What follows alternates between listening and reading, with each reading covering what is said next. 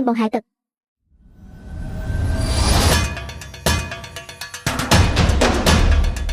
បងប្រុសសុំទោសមីវមីវមិនដឹងថាបងខ្លាចទឹកទេ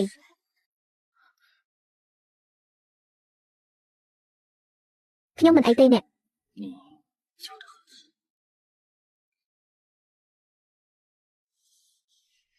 គូធីងគឺជាជារបស់ខ្ញុំពិបាកណាស់ទម្រាំតែយកខ្លួនបំណាច់សង្គ្រោះជីវិតមកចង់ជើងគេបានត្រីព្រៃមកពីណាក៏មិនដឹងមួយក្បាលនេះហ៊ានមកលបួងបរោះរបស់ខ្ញុំផងមែនទេ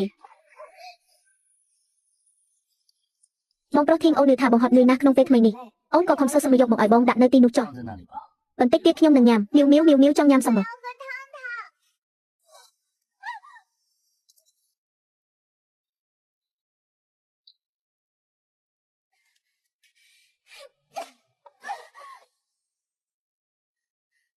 បងប្រុសធីងឈឺណាស់ហេតុអ្វីក៏អ្នកមិនប្រយ័ត្នបែបនេះ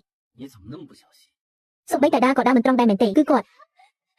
ទើបតែធ្វើបាបមីវមីវគ្រប់គ្រាន់ហើយឈីងស្វីរាងកាយចុកខ្សោយតើអាចធ្វើបែបនោះដាក់អ្នកបានយ៉ាងម៉េចគុំមកបង្កបញ្ហាអីសុំទោសមីវមីវតើអ្នកកំពុងយល់ច្រឡំលើខ្ញុំមែនទេខ្ញុំឃើញអ្នកដាមិននឹងទើបចង់ជួយគ្រាអ្នកចុះហេតុអ្វីបានជាអ្នកដួលដោយខ្លួនឯងទៅវិញមិនអនុញ្ញាតឲ្យយកថ្នាំទេអ្នកស្ដាប់ឲ្យច្បាស់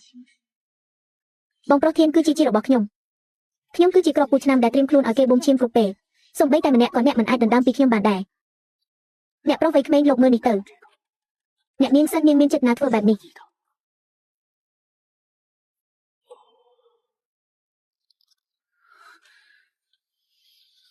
ជីងស្វីគឺជាកំហុសរបស់អ្នកគ្រាន់តែមិនបានប្រុងប្រយ័ត្នប៉ុណ្ណោះរឿងនេះកុំលើកមកនិយាយទៀតអីអ្នកចេញទៅចុះបងប្រុសចិនខ្ញុំពិតជាមិនបានមានចិត្តណាមែនណាតើបងភ្លេចហើយឬថាកាលពីឆ្នាំនោះដើម្បីជួយបងទើបខ្ញុំធ្លាក់ខ្លួនឈឺពេញមួយទូខ្លួនបែបនេះ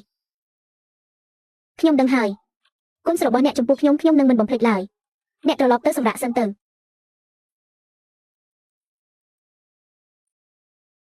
ប្រសិនបើពួកអ្នកមិនជឿទេនោះ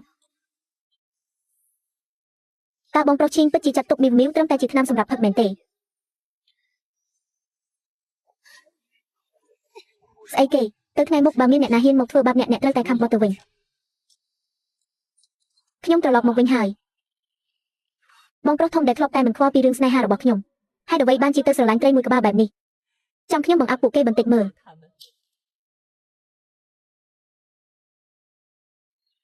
ត្រីតូចឆាប់មើលមកទីនេះមក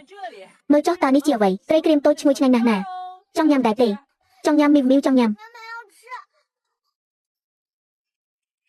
បើចង់ញ៉ាំក៏ដើរមកយកដោយខ្លួនឯងមកហើយបងប្រុសយកឲ្យខ្ញុំស្ដាប់មួយម៉ាត់មកមើលនាងមិឆាតូចនេះងាយបោកពេកហើយដឹងតើបងធំទៅរកបានកំណត់មានជីវិតបែបនេះមកពីណាពិតជាគួរឲ្យសប្បាយលេងមែនណែឲ្យអ្នកញ៉ាំចុះឆ្មាកំណាញ់ចំណីតូច